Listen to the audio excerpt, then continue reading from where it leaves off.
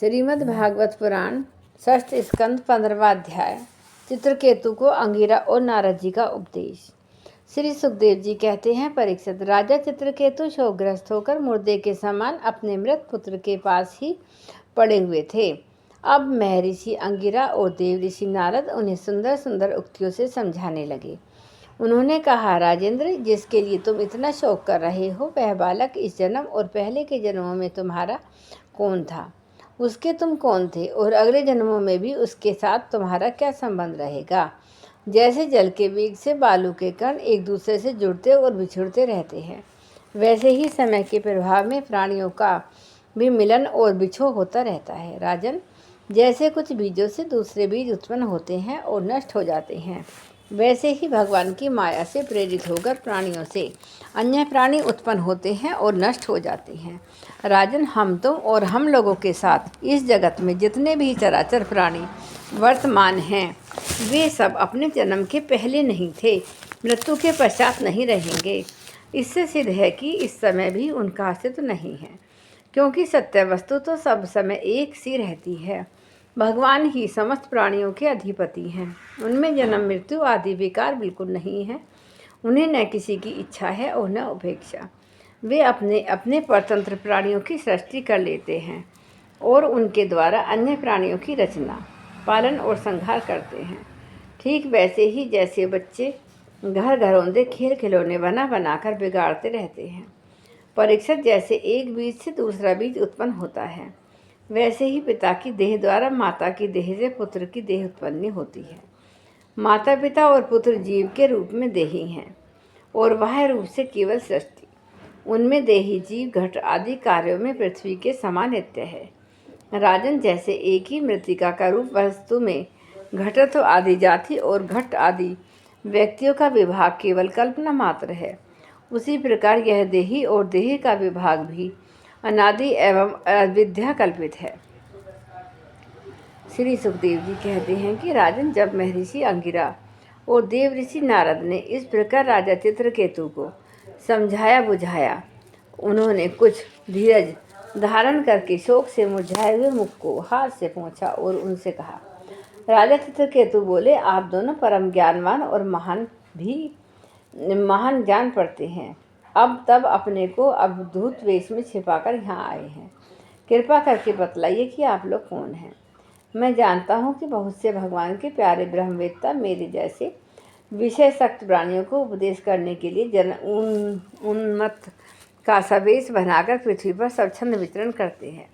संत कुमार नारद ऋषि, अंगिरा देवल, भगवान परशुराम, कपिलदेव, सुखदेव, दुर्वासा, याज्ञवल्क्य, जातकर्ण्य, अरुणि, रोमश्चैन ऋषि, दत्तात्रेय, आसुरी, पतंजलि, वेदशिरा, बोध्य मुनि, पंचशिरा, हिरण्यनाभ, कौशल्य, श्रुदेव और ऋतभज, ये सब तथा दूसरे सिद्धेश्वर ऋषि मुनि ज्ञान दान करने के लिए पृथ्वी पर विचरते रहते हैं।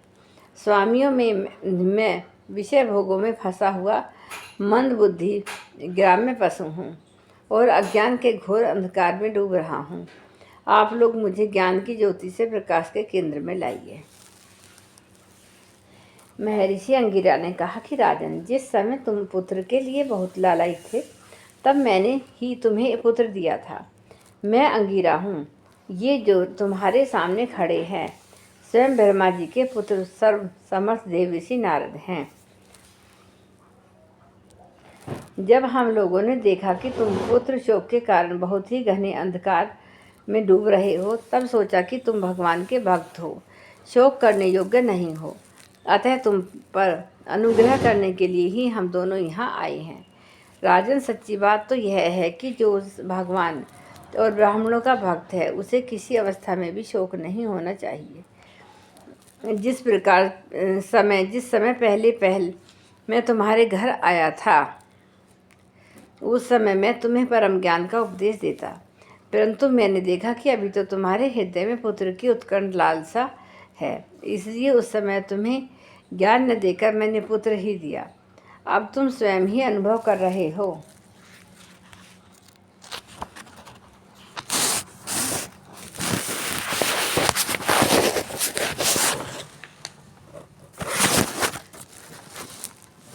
पुत्रवानों का कितना दुख होता है।